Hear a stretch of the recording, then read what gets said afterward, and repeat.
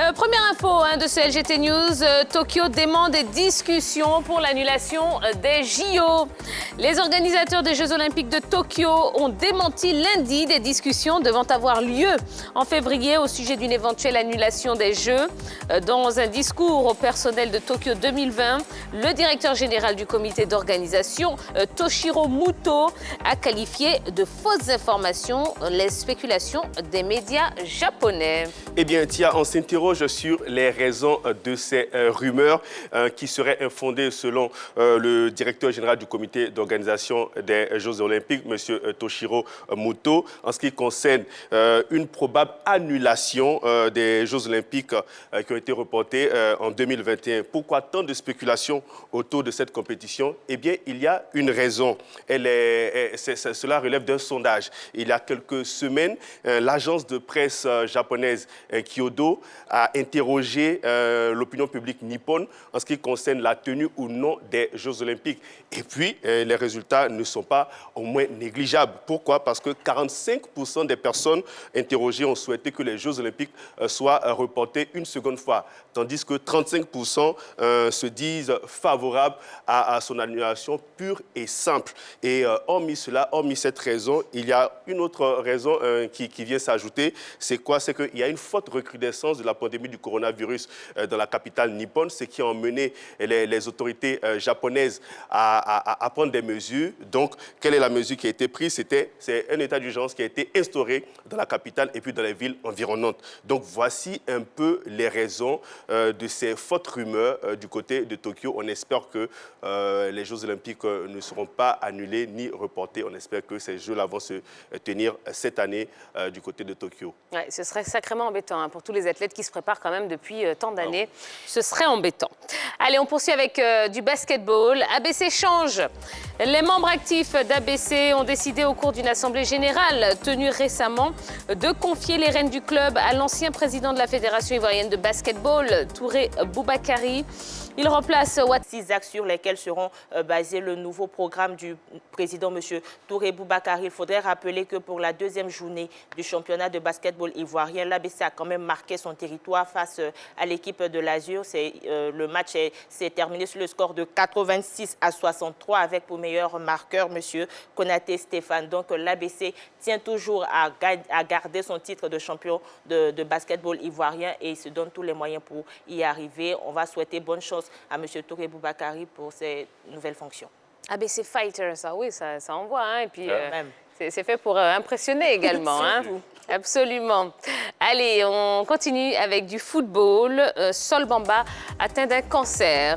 Le défenseur ivoirien Souleymane Bamba, 35 ans, souffre d'un cancer du système lymphatique et suit désormais une chimiothérapie, a révélé son club de Cardiff FC. La formation anglaise de Championship.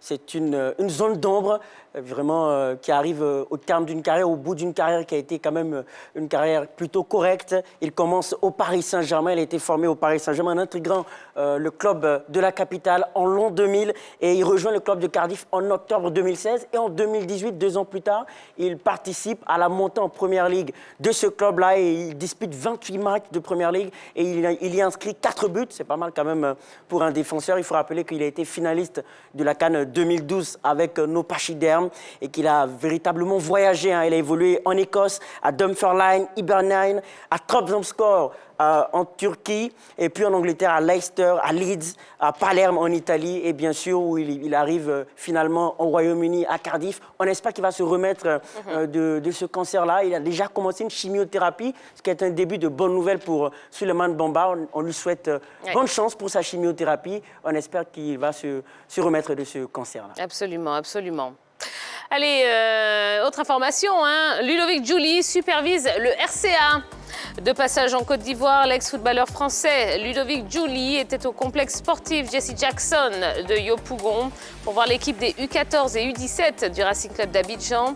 L'ancien joueur de Monaco et du Barça, ami de Cissé Souleymane, président fondateur du RCA, est reparti ce lundi soir. Alors bien sûr, on le sait tous, en Côte d'Ivoire aujourd'hui, l'une des équipes qui forme au mieux les jeunes footballeurs, c'est cette équipe du Racing Club d'Abidjan. Et Ludovic Julie, comme vous l'avez dit, ami de Souleymane Cissé, qui lui aussi a travaillé du côté de l'Est Monaco, était de passage à Abidjan pour en tout cas voir un peu ce qui se fait en ce qui concerne le travail au niveau du Racing Club d'Abidjan et pour mieux voir les jeunes en œuvre. Des matchs amicaux ont été organisés, notamment avec les U17 et les U14. Au niveau des U17, il y a eu 2 équipes du Racing qui ont évolué, qui ont disputé des différents matchs avec 2 équipes différentes. La première équipe s'était opposée au centre de formation Rovka, 1-0 pour cette équipe du Racing.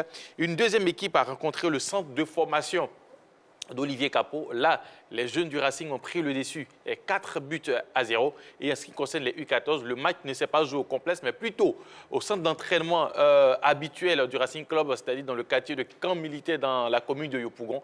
Et là encore, cette équipe du Racing s'est imposée face au centre de formation d'Olivier Capot. Comme vous l'avez dit, l'Est international français est réparti heureux parce qu'il a dit, il a vu de bons joueurs, ceux qui vont représenter la Côte d'Ivoire dans le futur. C'est une bonne chose pour ces joueurs-là aussi de recevoir des conseils de la part de Ludovic Julie. C'est vrai, il a joué à Monaco, mais on n'oublie pas aussi qu'il est passé du côté du FC Barcelone. C'était un très grand joueur, un très bon ailier. Et aujourd'hui, il a partagé son expérience avec les jeunes du Racing Club d'Abidjan. Allez, le Stella Club pleure son secrétaire général, David Bationo, secrétaire général du Stella Club d'Adjamé depuis une vingtaine d'années, est décédé brusquement dimanche dans l'après-midi à son domicile à Abidjan. Il aurait été emporté par une crise d'asthme. C'est donc sans lui que les Magnans vont certainement signer leur retour en Ligue 1. Un homme humble qui malheureusement va quitter, qui quitte, je dirais, la tête des hommes. C'est lui quand même qui on considère aujourd'hui comme la mémoire du Stella Club d'Adjamé. Il a vu plusieurs entraîneurs passer à la tête de cette équipe, de Wole Basile jusqu'à Rigo Gervais. Il était là.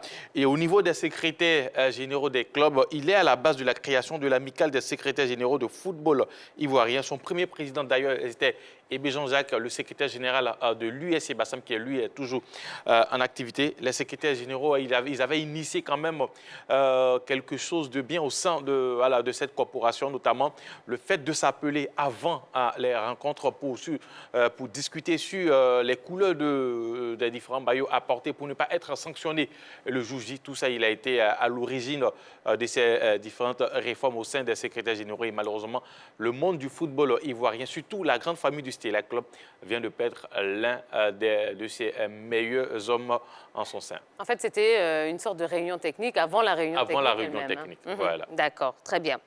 Allez, on termine les news de ce soir avec le tournoi UFOAB U17. Oui, les Éléphantois ont une victoire de la CAN. Cet après-midi à Lomé, la Côte d'Ivoire a disposé du Ghana en match comptant pour la 3e journée du tournoi UFOAB, qualificatif pour la CAN U17. Fofana Moses, Charles Likpa et Cédric Don sur penalty ont offert la victoire aux leurs. Ils terminent en tête du groupe B et se qualifient pour les demi-finales. Vendredi, les Éléphantois affronteront le Niger. Une victoire et ils valideront leur billet pour la CAN. Décidément, le Ghana n'a aucune chance face à la Côte d'Ivoire. Déjà, pour les équipes seniors, on bat le Ghana. Chez les Éléphantons, on bat le Ghana. Même chez les U17, on bat le Ghana. Bon, ça, félicitations. Ça, c'est maintenant aussi. Hein. Comment? Dans le passé, c'était le contraire. Mais on est actuellement, c'est pour maintenant, là, je connais. Voilà, il faudrait signifier que pour les tours éliminatoires, c'est la première fois pour l'UFOAB que la Côte d'Ivoire rencontre le Ghana. Et les prochaines échéances, il y aura le Burkina contre le Nigeria le 15 janvier 2021 à 16h au stade Kégué. Et la Côte d'Ivoire face au Niger le 15 janvier 2021 à 19h. On souhaite bonne chance à nos Éléphantos et puis on espère qu'ils remporteront ce tournoi de l'UFOAB. Ah oui. En cas on espère qu'ils vont bien venger leur grand frère. Les soutenir. Comment? On espère qu'ils vont bien venger leur grand frère. U20. Ouais, U20, voilà, parce que c'était une déculottée en demi-finale avec cette sélection des U20. Là, les U17 se comportent très bien. Il faut les encourager, il faut les féliciter. On espère qu'ils vont aller jusqu'au bout, se qualifier pour cette compétition. Déjà, se qualifier pour la finale donne une place au niveau de la CAN. Des U17. Donc déjà, il faut franchir cette étape des demi-finales. Et puis, ben voilà, le bonus, ça sera peut-être la finale. le trophée. On y croit, on y croit, on y croit. Voilà. Allez, c'est tout hein, pour les news de ce soir. Je vous rappelle bien les deux fois où vous pourrez intervenir en direct dans l'émission en nous appelant, oui, par téléphone.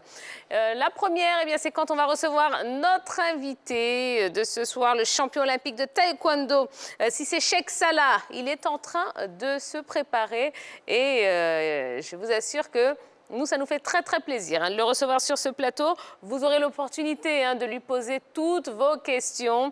Et puis notre question du soir, que pensez-vous du fait que la FIFA s'invite dans le processus électoral à la CAF? Eh bien, on attend également vos commentaires et vos réactions par téléphone. Je vous rappelle le numéro 21 59 93 99 ou encore sur la page Facebook de la 3.